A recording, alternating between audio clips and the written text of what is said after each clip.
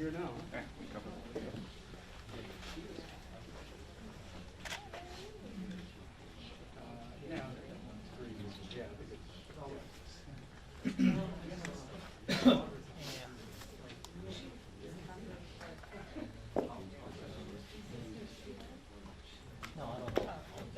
I came from Yeah, no, I'm sorry.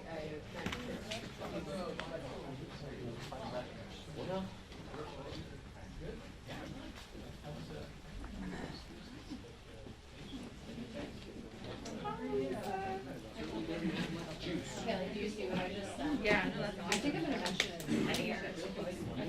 Oh, it is? I hope his keywords are. Thank you so much.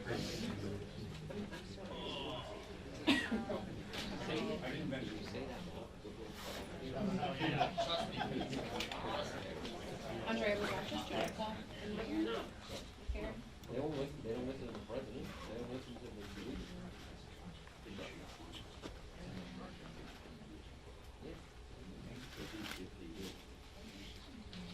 They all came out as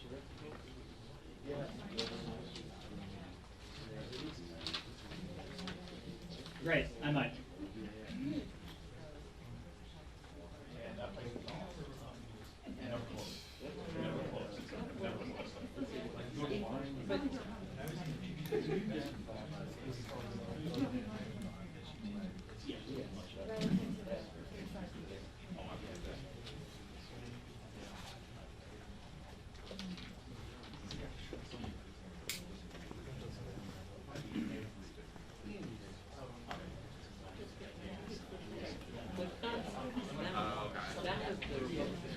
Yeah, I was like, the latest is the Steve Bannon, but me too. It's okay.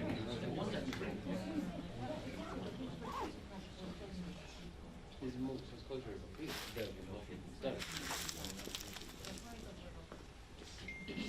Good afternoon, Bill. Well, the first thing we're waiting for is a press conference with House Speaker Nancy Pelosi. She was supposed to brief the press just after the president came to Capitol Hill this morning, and obviously he has left and he's on his way to Europe. So she's going to come and talk to us a little bit.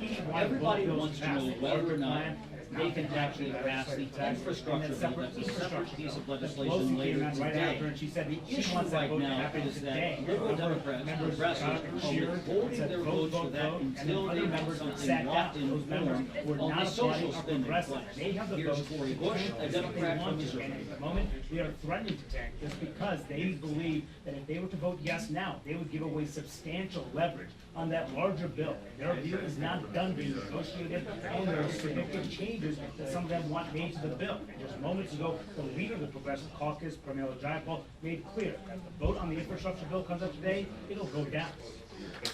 Pramila Jayapal is the chair of the Progressive Caucus. She's a Democrat from Washington State, and she says that they don't have the vote to be able to put that on the floor. Now, keep in mind, they can lose 3 Democrats and still pass the bill.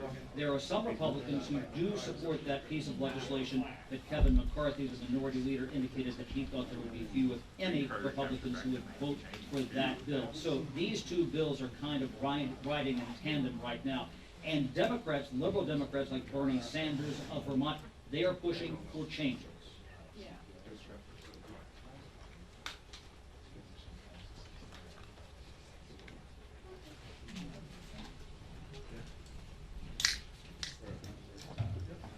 Now, Bernie Sanders just told me that he agrees with that position. Now, the key here It is is not that they have a unreasonable for framework. them to It is expect not a all bill, 50 it is Democrats not in an the Senate to say they will agreement. We are told that support it may this take bill, several the larger days to bill, put this when it piece is of drafted. legislation And at together, that point, get an perhaps actual move forward, price down not to move score. forward on that It's called infrastructure capital bill bills today. in the And that one Congressional hold, Budget two Office. holdouts And here, then they have to Joe Manchin. socialize this with He's all the voiced members. it. I just Everybody asked him if understands he's supporting every this jot and framework. tittle He that's would not in this say. bill. He said he However, would see if they the do legislative forge text. ahead And he with the also said infrastructure that bill this, when later I asked him today, about you criticism know from that it's probably liberals going who to say pass. that The they reason are is because compromising, House he Speaker is Nancy not. Pelosi He said said that she he is is not working go in to good the faith floor to and continue to move. So she reiterate puts that. on the floor, So he would maybe not take a 8 o'clock, position on 9 the o'clock overall tonight. bill You here. can bet So it's a lot of probably questions here. going A to key pass. moment. But does Congressman this George framework do Pelosi enough made the case to to unlock Congress those to votes set vote for for the this House of infrastructure bill Representatives to today, pass the infrastructure but bill? do not I should embarrass say the president that once as they he's going pass the overseas. infrastructure bill, We'll see if that's that done. message Remember that the Senate approve that piece of legislation in early August, so the House and Senate would then be in sync. But passing the social spending plan, they have a long way to go, probably next week at best. Bill?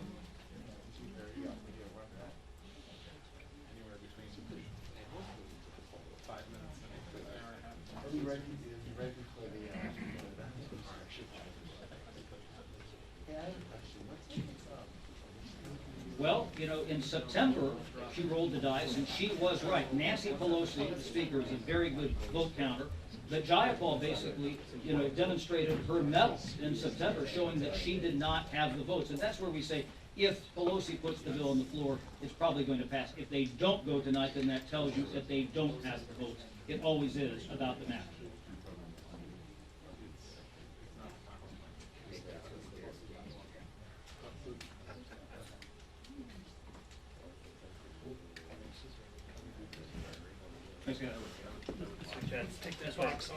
And they're willing to say that that's exactly what they want. Speaker Pelosi is about to come out just within minutes, and so Jeff, if that happens, I will quickly toss it right back to you. But you're right with the stakes for progressives right now. Just before I got on the air with you, I was forwarded an email where they're trying to whip members of the Progressive Caucus, trying to figure out where they are both on voting on that bipartisan infrastructure bill, but also on whether or not they want to endorse a resolution that says that they like the framework, but that they want to see a vote on both of these bills in tandem. And that's kind of where you are right now with progressives. So it does not look, despite the fact that there were cheers in that caucus meeting today for a vote that could come today on the bipartisan infrastructure bill. At the same time, it does not look like they have the numbers to actually do that at this point. Mike is also right that while it's been 5 or so hours since the White House announced this framework, it hasn't fallen apart. But we're also not hearing a lot of full-throated endorsements of it. For instance, I was outside Senator Joe Manchin's office this morning. He said simply that it's with the House right now. He looks forward to continuing to move forward and talk in good faith. When you're hearing words like progress, talk, that doesn't sound like it's a done deal at this point. As much as Democrats all agree that they'd like to move forward here, they're still pretty bogged down in the process of how to do that. That's always where it's been. It's always been a debate, Jeff, between do we move forward on the bipartisan infrastructure bill, or do they wait so that they can keep their leverage on getting that other larger social spending package.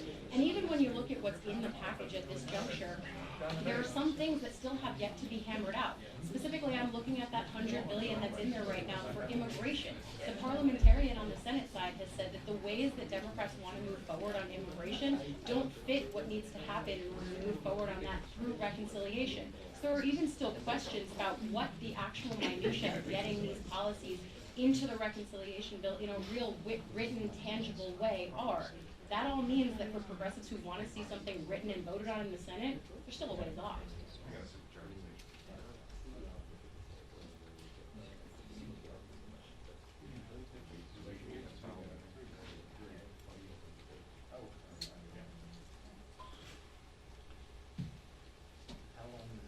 Walking in.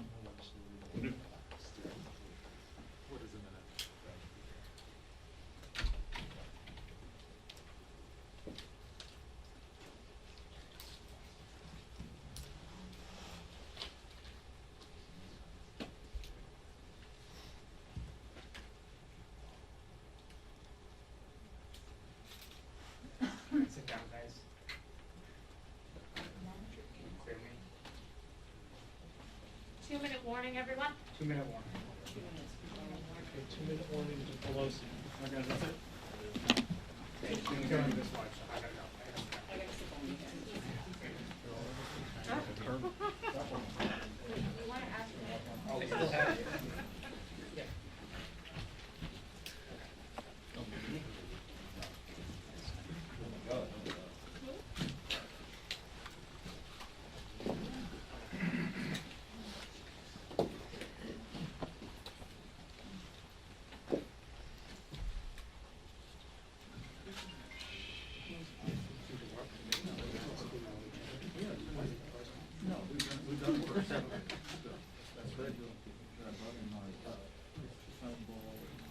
Yeah, well, that's good. Thank you.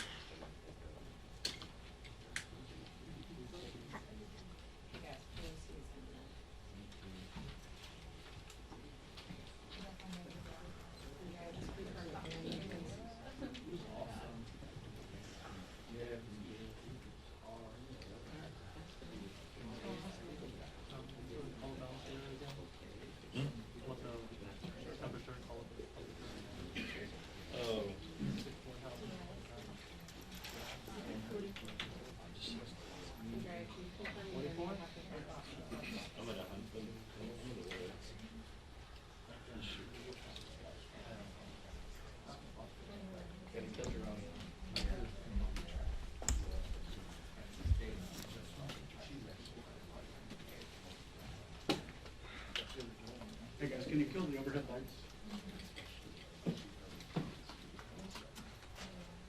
Who's like that? Oh, I'm sorry. No problem. Hey, Paul. Oh, yeah. Thank you. Thanks. Move on. Thank you.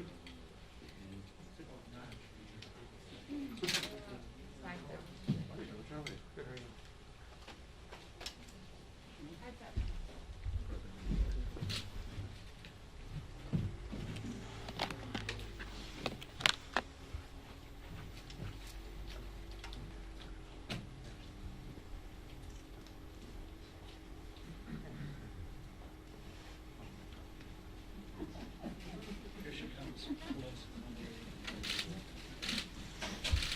Who's here? All out in full force. What's doing? Good afternoon. Thank you very much for accommodating the excitement that we had this morning with the visit of the President of the United States, a president with a big vision for America, and he came to speak to us about how he saw things now, presenting a framework about building back better with women. I've said over and over again, the provisions in the bill are about children learning, parents earning, and that means with universal pre-K and child care, with home health care, with child care tax credit and all the rest. That is a liberation for women to be able to pursue their careers, help take care of their families while their children and their family members are cared for.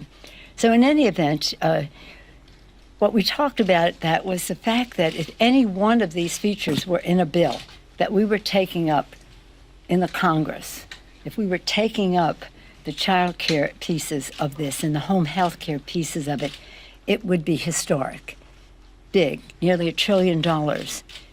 Children learning, parents earning, caring for our loved ones at home, and respecting those who do so. Second piece on the health care, this one is particularly meaningful to me because of the Affordable Care Act. The Affordable Care Act has been expanded, of course, to make it stronger, but also to include the people who were not covered in the states that did not expand Medicaid. We don't expand Medicaid, we expand the Affordable Care Act to enable those folks to have, those families to have access to the Affordable Care Act. If that were the only thing we were doing in this legislation, it would be transformational, transformative, and cause for celebration.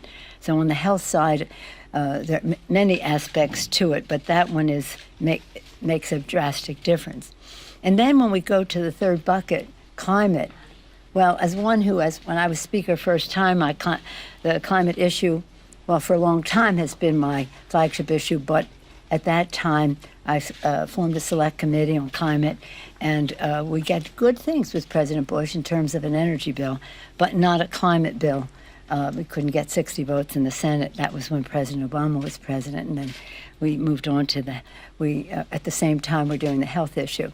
But it was then so important, now drastic and urgent, short fuse on the well-being of our planet. And so in this bill, I mean, imagine $500 billion in this framework that the president discussed, $500 billion, both in tax credits and outlays of what we need to do to protect the planet for the children.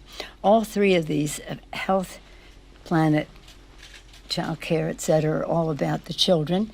They're also about jobs, jobs, jobs, jobs, how people access them, jobs that are created by the new green technologies, jobs that are part of the national security of our country, that is necessitated by our protection of the environment. And so it is an initiative that gives a big tax cut to the middle class, creates jobs, good-paying jobs, lowers costs for families, and while making the wealthiest and big corporations pay their fair share. That's really the framework that the president shared with us this morning, and it's remarkable. It's remarkable in that it's a big vision, bigger vision than we've seen in a very long time, maybe dating back to President Franklin Roosevelt and the New Deal, in some respects to Lyndon Johnson, who had a great agenda as well. But we always remind everyone that Franklin Roosevelt had 319 Democrats in the Congress at the time, and we have 220, and that makes a big difference. So when, again, the transformative agenda, the president was knowledgeable. I mean, he knows chapter and verse because he wrote this. He campaigned on this. He spoke to this in his State of the Union address. I told him last night and this morning on phone last night, but today in front of our colleagues, that when he gave that State of the Union address, we were sitting behind him, the Vice President of the United States, Kamala Harris, and the Speaker of the House, me, and people said, "How did it feel? How did it feel?" The two women. I said, "Well, that was exciting and historic." But what's really exciting is the speech the president made about women, not about two women, but about America's women and what would happen with this progressive agenda that he was putting forth. At the same time, we're moving forward with BIF, a once-in-a-century chance to rebuild the infrastructure that has been passed the Senate a while back. The BIF has good things and it has missing things, and of course the fact that we have the reconciliation. Let me not call it that anymore. Let's call it the Build Back Better legislation is essential because that's where we have the major investment in climate, although there is some in the BIF. Roads, bridges, water systems crumbling. Some water systems are over 100 years made of, and our colleagues talked about their own experiences in their own communities. Some made of bricks and wood. That's a nice water system, right? Electric grid is vulnerable to catastrophic outages, which you have seen, and decades of underinvestment have taken a devastating toll on the safety of our infrastructure. There's absolutely no question the most expensive maintenance is no maintenance. And that's where we are in many cases. And it's about jobs, jobs, jobs, jobs. Over the life of this bill, it'll be 7.5 million jobs just in the BIF. If you take it with the other bill, it'd be more like 20 million jobs over the 10-year period, just with these two bills, not talking about what else happens in the community, in the economy. So it is... it's pretty exciting. So where we are in time, that's what you want to know, right? At 3 o'clock, the rules are 2:30. Right now, the Rules Committee is preparing to go in. They have text. The text is up. You know, people have said, I want to see text. The text is up. The text is up for review, for consideration for review. People will then say, well, this should be this way, or clarification, or addition, subtraction, whatever it is. This is the legislative process. And right now, though, today we will be having a hearing. They'll hear from our chairman about the greatness of the Build Back Better initiative. And it's pretty exciting. I'm so proud of the work that our chairs have done and the work that everybody did to try to cut it in half and in a way that we could maintain support for it, because that is competition for the dollar, even at $3.5 trillion. When you cut it in half, it becomes, shall we say, keener. So that's what's happening now. So we had said for a long time now, if we had a framework that had our priorities spelled out clearly and agreed to, that added up to a top line, start with the priorities, and then added up to a top line, which was the limit. Priorities, I mentioned, the top line, 1.75 approximately, and the commitment that we would have the same bill pass the House and the Senate. That's what we have now. That's what the president presented. And we won't have anything, regardless of whatever input we have in the bill, unless it is agreed to by the Senate. And of course, we have to have it comply with the Senate 51 vote rule of the Byrd rule and there are two things, the Byrd rule and the privilege scrub. Is that more on the subject than you ever want to know? But anyway, that's what we have to do. And we hope to do that soon. But we, again, have to listen as the printed version goes out. There's some clarifications that will come forth because it's always moving a bit, and that will happen in the manager's amendment. So we're on a path to get this done. But for those who said, I want to see text, the text is there for you to review, for you to complain about, for you to add to, for subtract from, whatever it is, and we'll see what consensus emerges from that. But we're really very much on a path. So that's where we are. We have the BIF, we have the hearing today, we have the text out there. We're on a path to get this all done. Thank you, Madam Speaker. We've been hearing from a lot of progressives who say they would still not vote for this package. So is it premature to move forward with a vote on the bipartisan package today? And do you trust that Senators Manchin and Sinema will vote based off of what is outlined in this framework? Well, I trust the President of the United States. And again, the text is out there. If they have anybody, any senator, any House member, have some suggestions about where their comfort level is or their dismay might be, then we welcome that. But I trust the President of the United States. We will. We have, all the things I named, we have agreement on most of those things. Now, when people see the language, they may say, well, this goes more further than I thought. I don't know. We'll see what they say back. But we are within range on those things. There's some things that aren't not in. I frankly have not given up on, but being the mother of 5 in 6 years, I always bring that up. Change more diapers than anybody in the Congress. I still would like to see paid leave for the babies, if we can't get the rest. But that's still a work in progress, shall we say? Yes. Yeah. When you hear from some of your members, like Cori Bush from Missouri, who say that she felt that she was, quote, her word, bamboozled by what she was expecting today, and from Mila Jayapal, the chair of the Congressional Progressive Caucus, saying that she has the vote to keep the infrastructure bill from passing, what's your response when you hear that sort of dissension in your caucus about where you stand when you present a very positive picture of where you are? Well, I have respect for all of our members in the full spectrum of the big tent that is our Democratic Party. And they have concerns when they hear Senator Manchin say something. Others have concerns when they hear that something. Everybody has the chance to say what they wish. Yes, sir. So one of the things the progressives want is to have a vote on the Build Back Better bill at the same time as the infrastructure bill. Yeah, that's right. That's what they said. Why not just delay it for a few days, a week, or whatever, in order to move these bills at the same time? Why are you insisting on having this infrastructure? Well, we have had a target for this for a long time. You have to remember that we planned for $3.5 trillion. We were totally ready. And I say this because I feel some level of responsibility for working everybody so hard to be on time for September 15th. And then the rug was pulled out when they said we're not going that high, and then we had to take it down. But in the meantime, the clock did not stop ticking on the calendar. Did I mix my metaphors there or my time frames?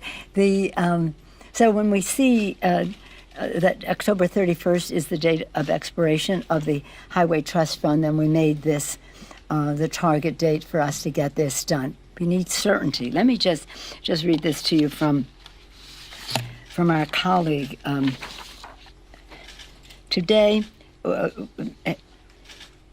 if the House does not pass the bill by October 31st, this is from Peter DeFazio, surface transportation programs once again must be extended. Without an authorization in place, the Federal Highway Administration, the Federal Motor Carrier Safety Administration, the National Highway Traffic Safety Administration, and the Federal Transit Administration will have to cease affected operations. As a result, they would force furlough of approximately 3,700 employees at the U.S. Department of Transportation. Short-term extensions are highly disruptive of transportation project planning and delivery carried out by this department, the states departments of transportation, transit, and all that goes on. So this is professional. Let's do it in a timely fashion. Let's not just keep having postponements and leaving any doubt as to when this will happen. Madam Speaker, Yeah. Madam Speaker, Yes, ma'am. Madam Speaker, this, you have called this, as has the President, transformation. Excuse me, I'm sorry. I said you and the President have called this This legislation transformation. transformational to Build Back Better Act, but how is this transformational if you're having to cut things like paid leave, if you're having If you have to do what? I said, how is this transformational if you're having to cut things like paid leave, these major climate programs, and what are the plans going forward What- to try to deal with some of Well, those? thank you so much for your question. It is transformative and it is historic in its the issues that it addresses, and it's not issues, these are values. These are values and the resources that are allocated there. I'm still fighting for paid leave. I frankly have a hard time debating it because I don't understand why we wouldn't have that. But nonetheless, that does not undermine the fact that we have nearly $1 trillion in universal pre-K, child care, child tax credit, home health care, and the rest. So one program, as important as it is, does not subtract from the rest of it. Again, we still want that.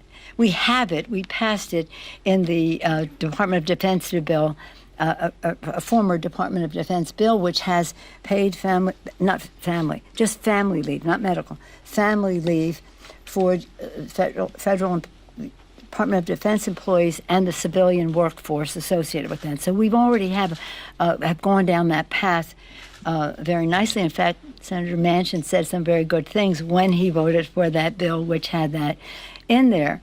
But how can I say that this is transformative? Because it is. Because children in 12 states, families in 12 states will now have access to the Affordable Care Act. Millions of people added to that. That's very important because we'll have $500 billion to save the planet. And that's a jobs issue. Well, it's a health issue, first of all. Clean air, clean water, addressing the asthma issues and all the rest, and the environmental injustice of it all. It's a health issue. It's a jobs issue. New green technologies have America be preeminent in the world in those technologies. It's a national security issue, as our security experts tell us, the conflict that could arise from competition for habitat and resources because of rising sea levels and all of the other consequences of the climate crisis. And it is a values issue for us to honor our responsibility to future generations, to pass this planet on in a responsible way. And the fuse is growing shorter on the time frame for us to do that. Matters are getting worse, and we are not going to make matters worse. We're going to pass this legislation. And as I say that, what this legislation will do is to help the president meet his goals, the goals of America for how we reduce emissions and pollution and the rest. And not only how we do that, meet and beat the goals of the Paris Accord, but also how we help other countries do so. The poorest nations in the world have contributed the least to the emissions challenge that we face, and we need to share technology and other resources with them so that they can meet their goals as well. So then the third part of it, I talked about the care piece of it, the healthcare piece of it in this. This is quite remarkable. And if you took any one piece of it, it would be transformative and historic. Taking together, it's quite a spectacular vision that President Biden has put forth. I salute him for it. And when I tried to, shall we say, make a case for this or that, he said, "You don't have to tell me. I wrote it. I know the particulars." And that was what was so demonstrated this morning, his meticulous attention to detail, his encyclopedic knowledge of everything that was in the bill. We're really blessed with his leadership, and when he goes to these meetings with the G20 now and then to meet His Holiness the Pope and to go to Glasgow, we want him to go as strong as possible. When I had my meeting with His Holiness the Pope, I brought the President's greetings. Of course, I brought the greetings of the Congress of the United States, and climate was a very big, important issue for His Holiness, as I know it will be I assume it will be part of their discussion. But the climate issue is not just about, as I say, health and that. It's about people in poverty taking a terrible bite of this wormy apple called the climate crisis. So it's a big values issue for us. Anytime you want to ask me why I think this is transformative, I'm happy to answer that question. Yes, ma'am. I'm prior to Madam Speaker, the White House framework includes a $100 billion investment that they say is separate for immigration. Is that separate within the Build Back Better Act, or is it separate from the Build Back Better? It's over and above the 1.75. It's over and above, yeah. Yeah, that was the last question. Yes, thank you all very much. Are you holding an infrastructure vote today? Have you made that decision? Hold on, guys. Hey. So are you holding an infrastructure vote today? Are you holding No, an I'm just getting my math. Are you holding? But that's very important. Will there be an infrastructure vote today? That sounds like it's a no if you're not going to say yes.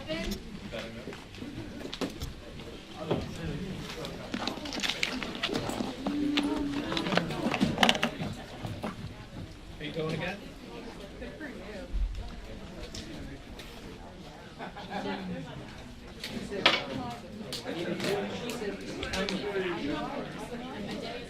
Do you want to come up here now?